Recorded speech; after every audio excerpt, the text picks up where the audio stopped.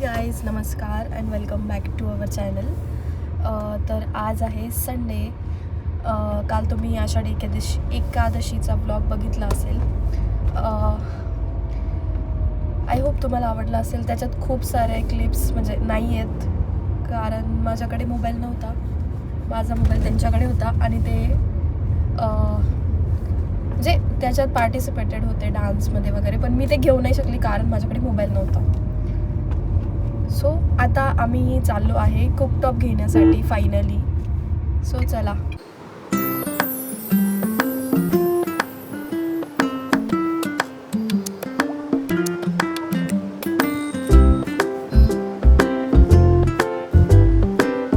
तर आता आम्ही आलो होतो कुकटॉप घेण्यासाठी, कारण गॅसचा खूप प्रॉब्लेम येतोय. तो मी तुम्हाला ऑलरेडी सांगितलाच.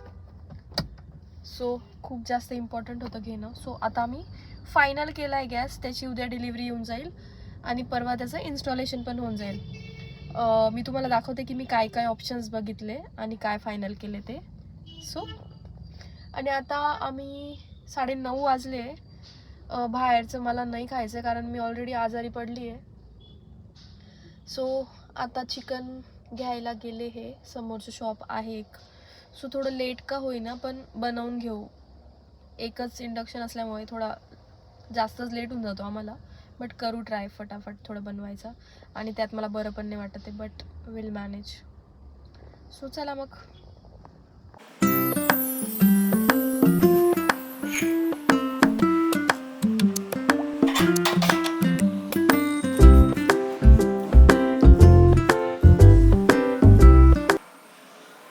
हाय गाईज, नमस्कार and welcome back to my channel. तर आज आहे सॅटर्डे आणि आज आहे इंडिपेंडन्स डे. तर तुम्हाला सगळ्यांना इंडिपेंडन्स डेच्या खूप खूप शुभेच्छा. तर आज आमच्या सोसायटीमध्ये कार्यक्रम होता, बट मी नाही जाऊ शकली. मी झोपली होती आणि मला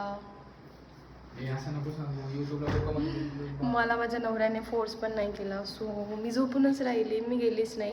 आणि खूप जास्त थकली होती कारण 11 वाजता ऑफिसवर नाही येते, मग त्याच्यानंतर जेवण वगैरे वगैरे खूप गोष्टी.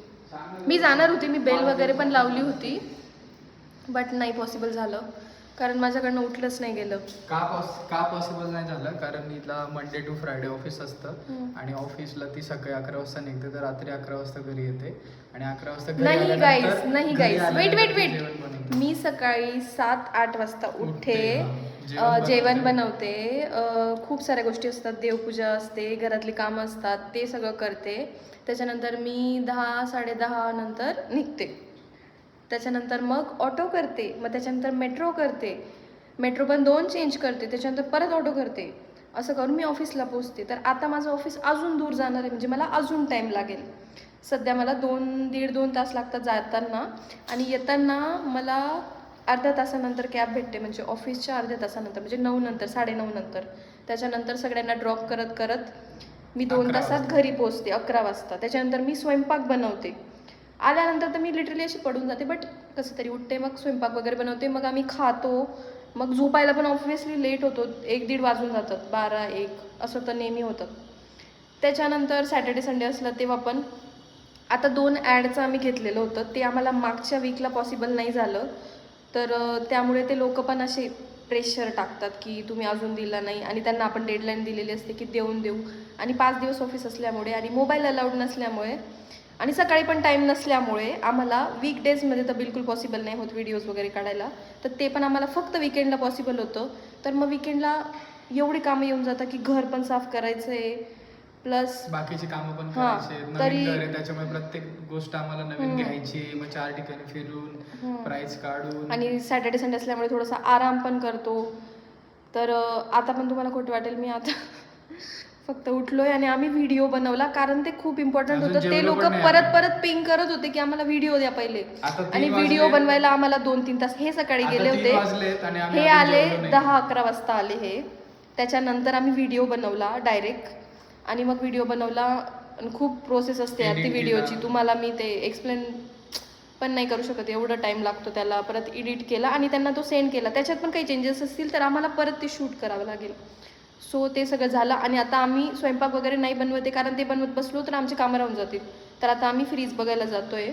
कारण 15 ऑगस्टची ऑफर संपून जाईल. जर ऑफरमध्ये काही आपल्याला चांगलं भेटलं तर मग ते घेऊन घेऊ.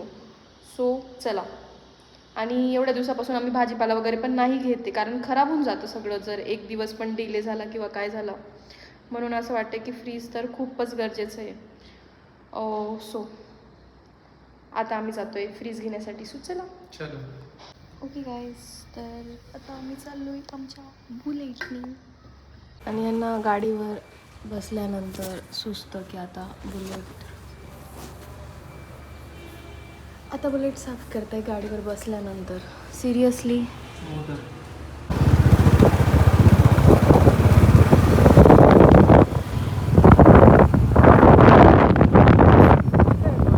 गाईज, तर आता आपण आलोय फ्रीजच्या सेक्शनमध्ये. तुम्हाला सांगून त्यांना आपण कोण आहे काय.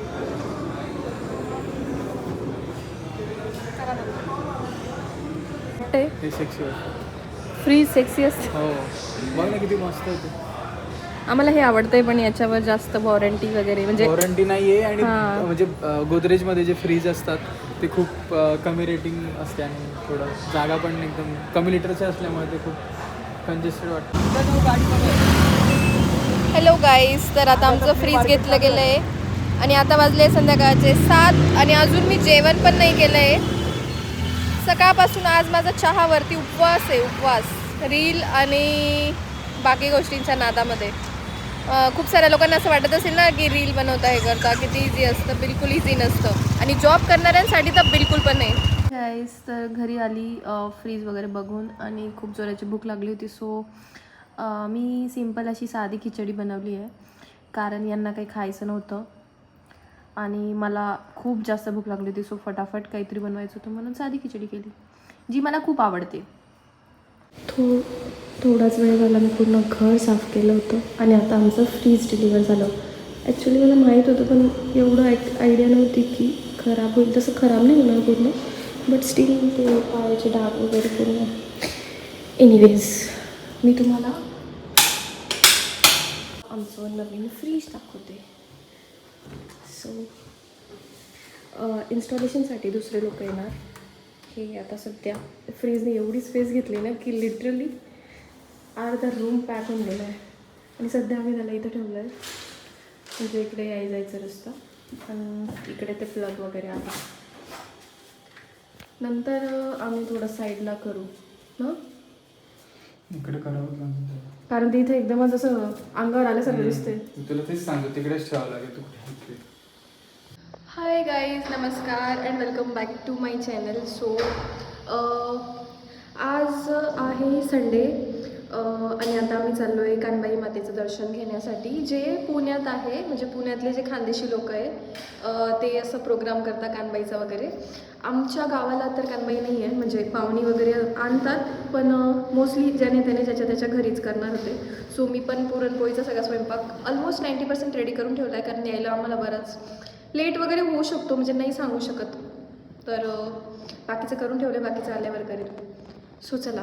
म्हणजे मी खूप जास्त एक्सायटेड, कारण मी पण फर्स्ट टाईम बघणार आहे की कसं असतं, काय असतं. खूप ऐकलं होतं आणि आधी मी माझ्या मामाच्या गावाला वगैरे बघितलं आहे, बट मला इथे पण बघायचं आहे. सो चला.